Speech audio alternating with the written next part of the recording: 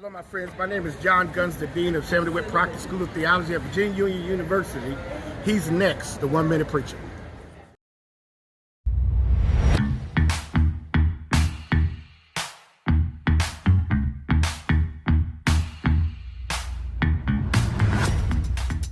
Gotta be careful when God raises you up to positions of power that you don't ignore his presence.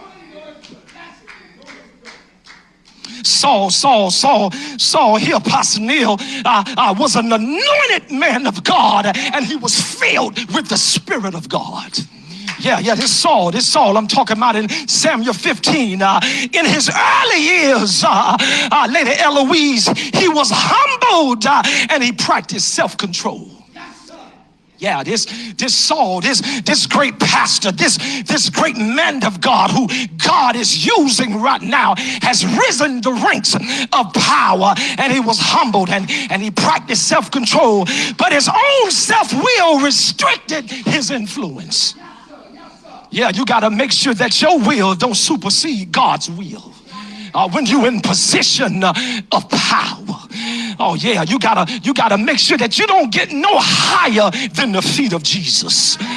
Yeah. He becomes disobedient. He was guilty and he made rash vows. Yeah, I'm talking about this great man of God. He let jealousy prompt him to hurt and harm David. Yeah, you gotta watch power. You gotta watch position. You gotta stay humble when God gives you power and position. Hey, this is the 1 Minute Preacher. Listen, I know you're enjoying that message. It's a great message, but this is a good place to tell you, if you're not subscribed to my channel, go ahead and subscribe to my channel. Hey, let's go back in and hear some more of this great word. See, when you got Saul in you, there's an odor that you give off. And when people walk around you, they can smell. No, baby, that ain't Gucci. No, baby. No, that ain't polo you got on. No, baby. That's not Clinique. That's Saul. Can he get the Saul at you? Well, will you allow God today to get the Saul at you? Pull the Saul at you. I don't want you to mess up your position, man of God. I don't want you to mess up your position, woman of God. God has raised you up like Esther for such a time as this. I come pleading and beseeching you to pull the Saul at you. Because if you don't pull the Saul at you, if you don't get the Saul out of your spirit, if you don't get the Saul out of your mind, 4 things gonna happen to you. I'm going to share these 4 things with you. I'm raising up out of here. If you don't get the Saul out of you, here's 4 things that's going to happen to you. The first thing that's going to happen to you, you're going to be in opposite rebellion. It's right there in the text. It's so rudimentary, Pastor Mohon. I'm almost afraid to even say it. It's right there in the text. The Bible says that what? God told Samuel to tell Saul. He told him, he said, go into the Amalekites' camp. And I want you to kill everything in there, animals included. Don't take and bring nothing back. But old Saul, being who he is and being debonair, and because he's got all of the armies and the tribes of Israel are praising and worshiping him, he goes into the city and disobeys God. He brings back the king and some of the spoils. That's rebellion when you watch this here, ignored the presence of God. But the next thing you see when you don't get the Saul at you is that there's a revelation that's going to come. Here's the revelation, Pastor Neil. I know you know it, man. You're a Bible reader. The revelation is that Samuel goes to the man of God. And when Samuel gets to the man of God, glory to God, help. He said, God told me to tell you, Saul, that he's sorry that he ever made you king. Oh, what an indictment for us as preachers. What is an indictment for us as pastors, 5-fold ministry gift, for God to say, I'm sorry that I ever let you pastor that church. Is that what God's saying about you today? Is that what God's saying about you, Mr. Trustee? Is that what God's saying about you, Mr. Deacon? That he's sorry that he ever made you a deacon? But not only you see rebellion here with this account with Saul, not only do you see a revelation, but you see remorse. It's right there in the text. Saul says to Samuel, he says, man, listen, I've sinned before the Lord, and I've not carried out your instructions. Please walk with me and bring me to the altar so that I can worship God. Now this sounds good. It sounds like he wants to be on the right track, but I told you Saul started out running a straight line, but he's in a crooked line now.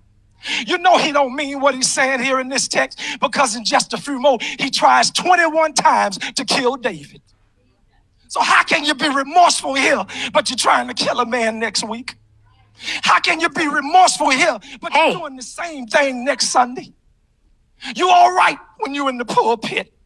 You can preach good when you're in the pulpit, but God said, I'm not after your pulpit ministry. I'm after all of the hours when you're not in the pulpit.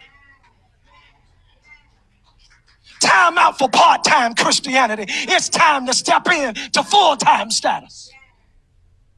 Not only rebellion, revelation, and remorseful, but here's the last thing, and I'm done. I see the replacement. When you don't pull the Saul out of you, you think you're getting over. And you may be getting over, Mr. Leader. You may be getting over for a while, but God always have a ram in the bush. God replaces Saul. He says, this day the kingdom has been ripped out of your hands, and God is getting ready to give it to somebody better.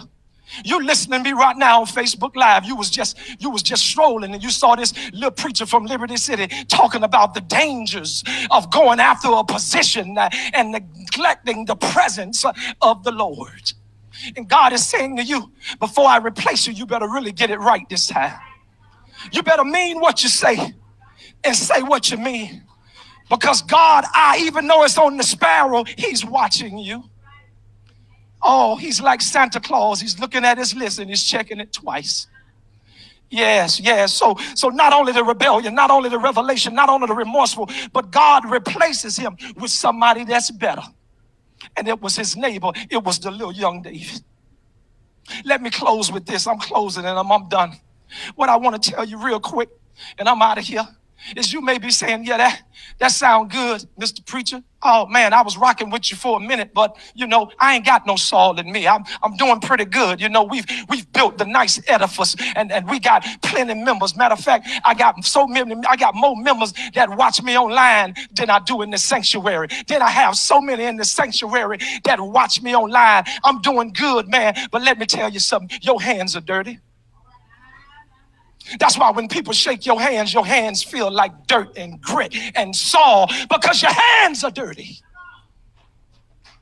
You may be saying, I'm not like Saul, but hey, David didn't think so too. David did the same thing. David, watch this. David, he had a position, but he ignored the presence of God. One day David got up with his kingly rebellion. He should have been out to battle fighting with the other men. But David got up, went up on the rooftop and saw Bathsheba. David was in power. David was in position. David was in authority. But whenever you ignore the presence of God, it's going to always leave you in pain.